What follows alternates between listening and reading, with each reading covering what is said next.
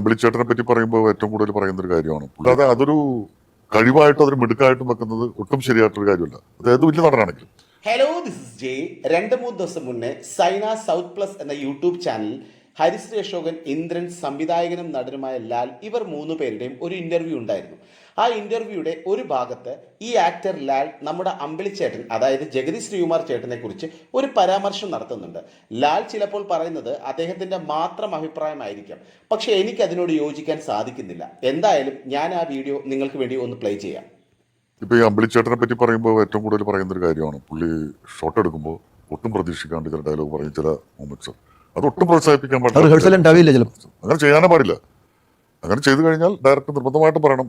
ഒന്നില്ലെങ്കിൽ അത് പറഞ്ഞിട്ട് ചെയ്യണമായിരുന്നു എന്ന് പറയണം, അല്ലെങ്കിൽ നന്നായിരുന്നു അതുകൊണ്ട് ഓക്കെ എന്ന് പറയണം, അതല്ലെങ്കിൽ അത് വേണ്ട എന്ന് പറഞ്ഞിട്ട് മാറ്റണം. ചിലപ്പോൾ ഇദ്ദേഹം ഒരു ഡയറക്ടർ ആയതുകൊണ്ടാകും ഇങ്ങനെ പറയുന്നത്. കാരണം ചില ഡയറക്ടേഴ്സ് പറയുന്നതിനേക്കാൾ നടൻ കൂടുതൽ അഭിനയിച്ചാൽ ഡയറക്ടേഴ്സിന് ഈഗോ പുറത്തു വരും. ഇദ്ദേഹം അങ്ങനെ ഈഗോ പുറത്തു വരുന്ന ഡയറക്ടറാണെന്ന് ഇതിൽ നിന്നും വ്യക്തമാണ്. പക്ഷെ ചില സംവിധായകർ നടൻ എക്സ്ട്രാ ആക്ട് ചെയ്താൽ അതിനെ അംഗീകരിക്കുന്നവരുമുണ്ട്. അങ്ങനെ ഒരു സംവിധായകനെ കുറിച്ച് നമുക്ക് ലാസ്റ്റ് സംസാരിക്കാം. ബാക്കി വീഡിയോ കാണാം. അതായത് അതൊരു കഴിവായിട്ടും അതൊരു മിടുക്കായിട്ടും വെക്കുന്നത് ഒട്ടും ശരിയായിട്ടൊരു കാര്യമല്ല. അതായത് വലിയ നടനാണെങ്കിലും അത് എന്താ വെച്ചാൽ ആ സീൻ ഹർട്ട് ചെയ്യുമോ എന്നുള്ളതിനേക്കാൾ ഉപരിയായിട്ട് അതിൻ്റെ കൂടെ നിൽക്കുന്ന ആർട്ടിസ്റ്റുകളുണ്ട്. നമ്മളൊരു കാര്യം തീരുമാനിച്ചുറപ്പിച്ചാൽ പോയിരിക്കും. നമ്മുടെ ഡയലോഗ് ഇങ്ങനെ അപ്പോൾ ഇയാൾ പറഞ്ഞ് നിർത്തുന്ന ഡയലോഗിൻ്റെ അവസാന വാക്ക് ഇതാണ്, ആ വാക്ക് കണക്ട് ചെയ്തിട്ടായിരിക്കും ചിലപ്പോൾ ഞാൻ ഡയലോഗ് പറയേണ്ടത്.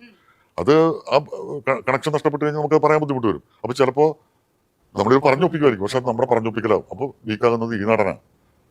അദ്ദേഹം അവിടെ ജയിക്കും, ഇവിടെ ഒരാൾ പരാജയപ്പെടും എൻ്റെ ഒപ്പം. അപ്പോൾ അതുകൊണ്ട് അത് ഒട്ടും ശരിയായിട്ടുള്ള കാര്യമല്ല. ഈ സ്വന്തമായിട്ട് സ്പോണ്ടേനിയസ് ആയിട്ട് ഇടുക എന്ന് പറയുന്നത് ഒട്ടും നല്ല ലക്ഷണമല്ല. താങ്കളോട് ആരാണ് പറഞ്ഞത് അതൊരു കഴിവല്ല എന്ന്? സംവിധായകൻ പറയാത്ത സീൻ സ്പോണ്ടേനിയസ് ആയി ആക്ട് ചെയ്യുന്നത് ഒരു എക്സ്ട്രാ കഴിവ് തന്നെയാണ്. മലയാള സിനിമയിൽ 1500ഓളം സിനിമകളിൽ അഭിനയിച്ച വ്യക്തിയാണ് ജഗതി ചേട്ടൻ.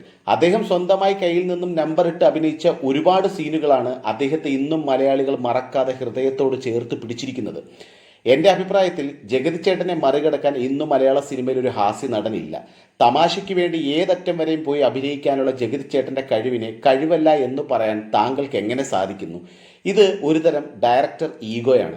ഇനി സംവിധായകൻ പറഞ്ഞു കൊടുത്ത ഒരു സീൻ അതിൻ്റെ എക്സ്ട്രീം ലെവൽ സ്പോണ്ടേനിയസ് ആയി അഭിനയിച്ച ഒരു നായകനെ കുറിച്ച് മൈൽ സ്റ്റോൺ മേക്കർ എന്ന യൂട്യൂബ് ചാനലിൽ തുടരും മൂവി ഡയറക്ടർ തരുൺ മൂർത്തി മോഹൻലാലിനെ കുറിച്ച് പറയുന്ന ഒരു ഇന്റർവ്യൂ നമുക്കൊന്ന് കാണാം. ഞാനിങ്ങനെ മൈക്ക് വെച്ച് ഇങ്ങനെ നിൽക്കുന്ന സമയത്ത് ലാൽ സാറിന്റെ റൈറ്റ് ലെഗ് സ്ലിപ്പ് ആവുന്നു, ചെക്ക് നമ്പർ സ്ലിപ്പ് ആവുന്നുണ്ട്. അല്ല, സ്ലിപ്പ് ആവുന്നുണ്ട്. ഈ മനുഷ്യൻ വീണു. അപ്പൊ ഞാൻ, കാരണം നമ്മൾ വെറ്റാണോ ഈ ഇത്രയും വെള്ളം കയറുകൊണ്ട് ഈ ലാൽ സാർ എന്ന ആൾക്ക് സ്ലിപ്പായി പോയതാണോ എന്നൊന്നും അറിയില്ല. അപ്പോൾ ഞാൻ പെട്ടെന്ന് നെർവസായി, ടേക്കിംഗ് ഡ്രൈവ് നെർവസായി. ഞാൻ നേരെ മൈക്ക് എടുത്ത് കട്ട് വിളിക്കാനായിട്ട് ഇങ്ങനെ എടുത്തിട്ട്, പക്ഷേ വീണിട്ട് ലാൽ സാർ പെർഫോം ചെയ്തിരിക്കുക. അപ്പം ഞാനിത് കട്ട് വിളിക്കണമോ വേണ്ടയോ എന്ന്, അതാണ് എൻ്റെ കൺഫ്യൂഷൻ. ഇത് അറിഞ്ഞുകൊണ്ട് വീണതാണോ അറിയാണ്ട് വീണാണോ?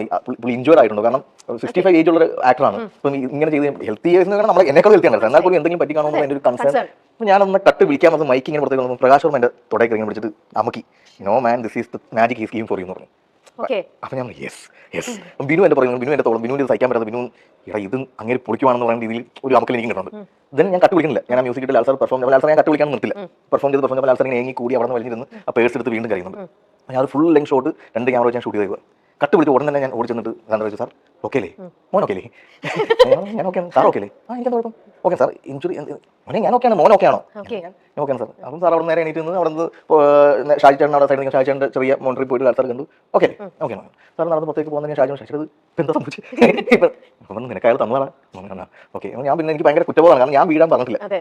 കാരണം അത് ചിലപ്പോൾ ആക്ടറിന് ആ സമയത്ത് അയാൾ വീണ് പോകുമായിരിക്കും എന്ന് പറയുന്ന ഇത് നമ്മൾ നേരത്തെ ചാട്ടം പറഞ്ഞതുപോലെ തന്നെ നമ്മൾ ഒരു ത്രഷോൾഡ് സെറ്റ് ചെയ്യുന്നു.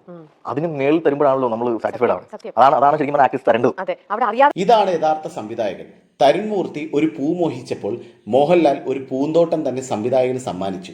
ഇങ്ങനെയാവണം ഒരു സംവിധായകൻ, അല്ലാതെ ഈഗോ കോംപ്ലക്സ് കാണിക്കുന്ന ഒരാളാവരുത് സംവിധായകൻ. നമ്മുടെ ജഗതി ചേട്ടൻ കൂടെ അഭിനയിച്ച എല്ലാ സഹപ്രവർത്തകരെയും ഒരേ കണ്ണിൽ കണ്ട് എല്ലാവരോടും സ്നേഹം പ്രകടിപ്പിക്കുന്ന ഒരു വ്യക്തിയായിരുന്നു. വീണ്ടും മലയാള സിനിമയിലേക്ക് അദ്ദേഹം തിരികെ വരുവാനും അതോടൊപ്പം തന്നെ മലയാള സിനിമയ്ക്ക് വീണ്ടും ഒരുപാട് നല്ല കഥാപാത്രങ്ങളെ തരാനുമായി നമുക്ക് ജഗദീശ്വരനോട് പ്രാർത്ഥിക്കാം.